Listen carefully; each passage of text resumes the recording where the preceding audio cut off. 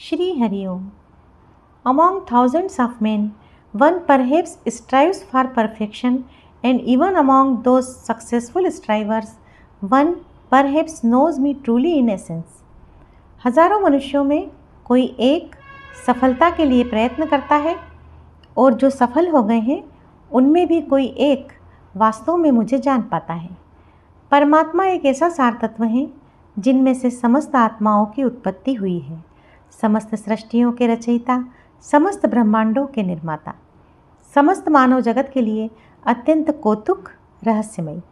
सभी साधकों के मन में उन्हीं परमात्मा को प्राप्त करना, उनका साक्षात्कार करना, उन्हें जानने की जिज्ञासा रहती है।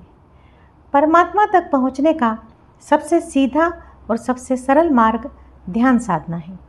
ध्यान को किस तरह अपने अंदर उतारते हुए उस अलौकिक दुनिया में प्रवेश होता है, उस पर आज हम चर्चा करेंगे। मैं आपकी आध्यात्मिक मित्र मृदु तरु आप सबका आपके अपने चैनल ज्ञान ज्योति में हार्दिक अभिनंदन करती हूँ। ध्यान एक ऐसा माध्यम है जिससे आप सीधे उस परम सत्ता से कनेक्ट हो जाते हो। जिस वक्त आप ध्यान में भीतर उतरते हुए एकाग्र होने लगते हो, आपका पूरा शरीर शून्य अवस्था में होने लगता है। अब देखो, ये जो शरीर है वो पंच तत्वीय है, इसलिए ये सभी तरह के वातावरण को, मौसम का अनुभव करता है। किंतु जब हम ध्यान अवस्था में होते हैं, शरीर पर किसी भी वातावरण का, किसी भी मौसम का कोई असर नहीं होता।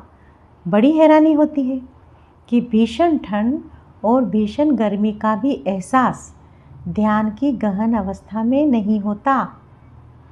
जैसे जब हम ऋषि मुनियों को ध्यान अवस्था में देखते थे तो बेहद आश्चर्य होता था कि ये भीषण ठंड में बिना गर्म कपड़ों के ध्यान साधना कैसे कर लेते हैं, या इतनी तेज़ गर्मी में बाहर बैठकर कैसे ध्यान साधना कर पाते हैं।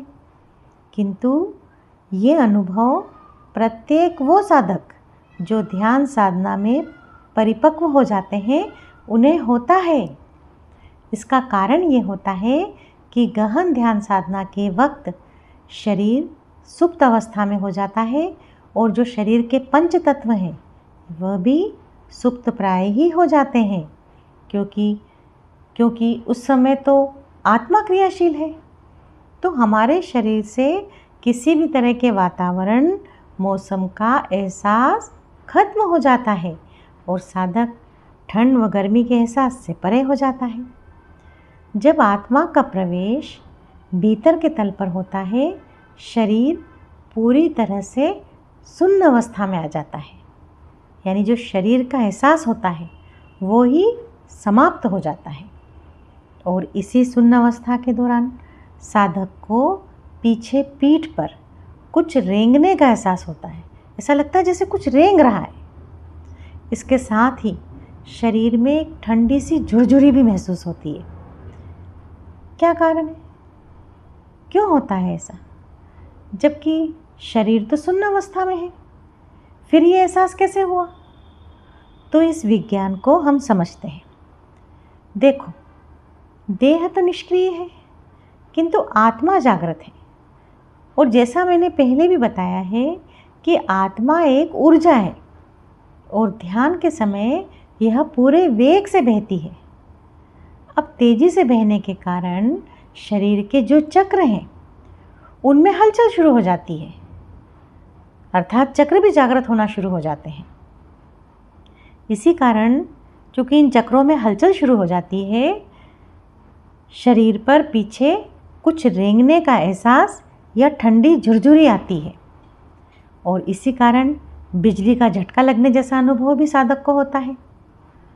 विभिन्न प्रकाशों का अनुभव भी साधक को इसीलिए होता है। अंधेरी टनल के बाद साधक को बिंदुओं के रूप में, यानी छोटे छोटे डॉट्स के रूप में या फिर बड़े गोलाकार रूप में प्रकाश दिखाई देता है। जब कई रंगों का प्रकाश दिखाई देता है तो उसका कोई मीनिंग नहीं होता। अब जैसे लाल, पीले, हरे, नीले ऐसे कई रंग दिखाई दे रहे हैं तो उनका कोई मीनिंग नहीं होता।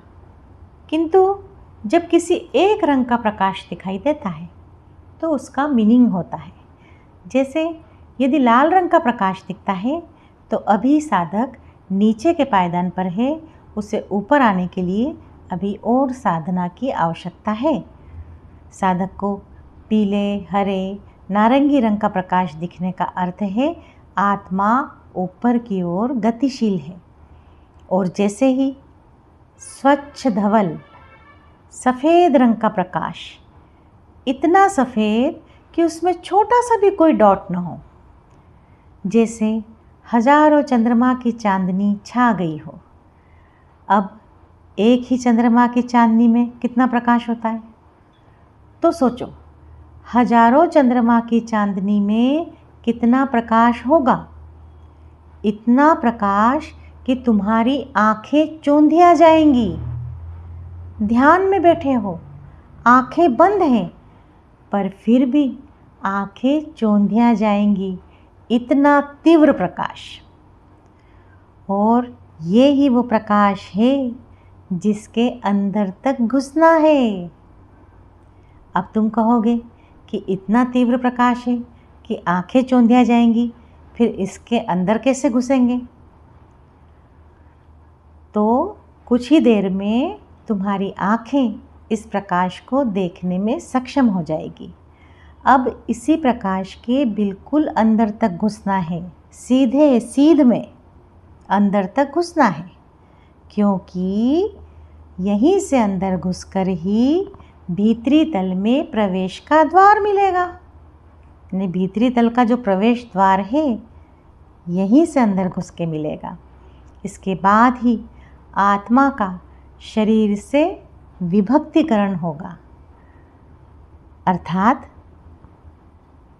साधक स्वयं फील करेगा कि मैं देह और आत्मा दो रूपों में पृथक पृथक हूँ। यानी वो स्वयं अपने दो रूपों का दर्शन करेगा, शरीर और आत्मा के पृथक पृथक दो रूप। जैसे जैसे आत्मा का सफ़र आगे बढ़ता जाएगा, चक्र जागृत होते जाएंगे। हर चक्र अलग अलग रंगों का है, ये अनुभव साधक को होगा।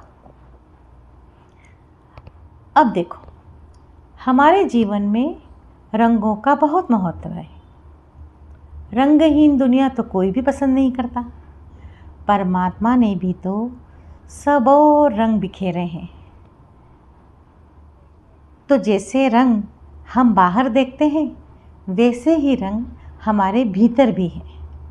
बस अंतर इतना है कि जो रंग, जैसे हम रेड कलर देख रहे हैं, लाल रंग देख रहे हैं, तो जो लाल रंग हम बाहर देखते हैं उससे कुछ डिफरेंट लाल रंग हमारे भीतर होता है। या जैसे जो ऑरेंज कलर, नारंगी रंग हम बाहर देखते हैं, उससे कुछ डिफरेंट ऑरेंज कलर हमारे भीतर होता है।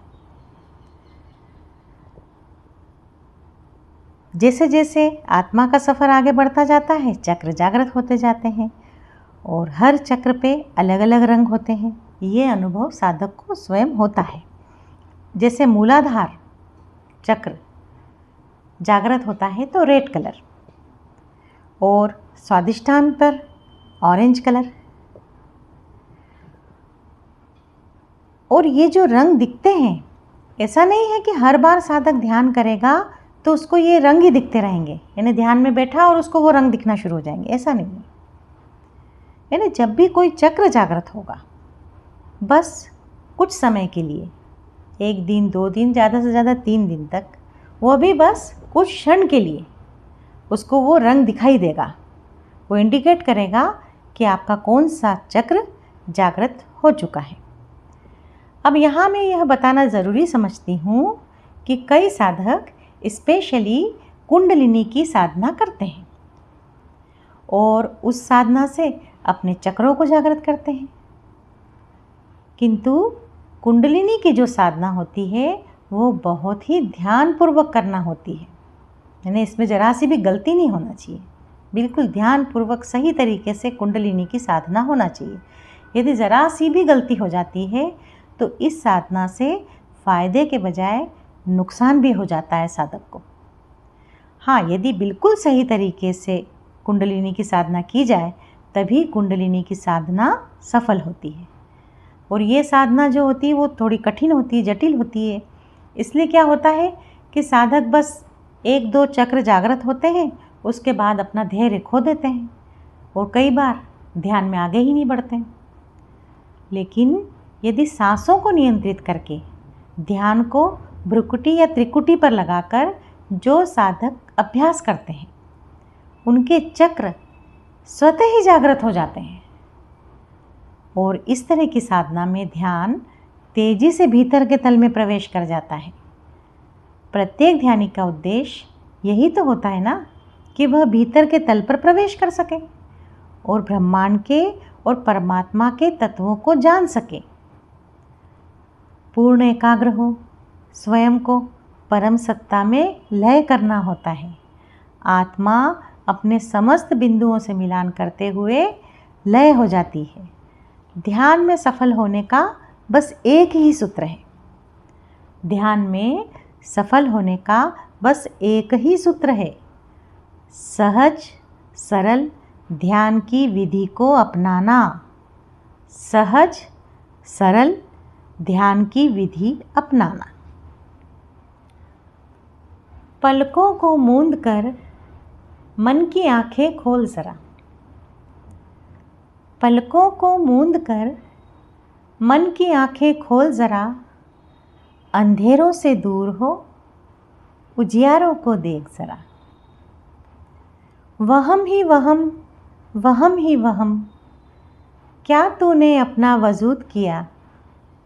सब तो सहज है, सरल सीधे ये, कदम अपने बढ़ा तो ज़रा। कहे मृदुतरु विराट उसका रूप है। कहे मृदुतरु विराट उसका रूप है, ज्ञान का सागर है वो। न बन अज्ञानी तू अब, सागर से बूंदे कुछ ले ले ज़रा। सागर से बूंदे कुछ ले ले ज़रा। ध्यान में और कौन कौन से अनुभव होते हैं?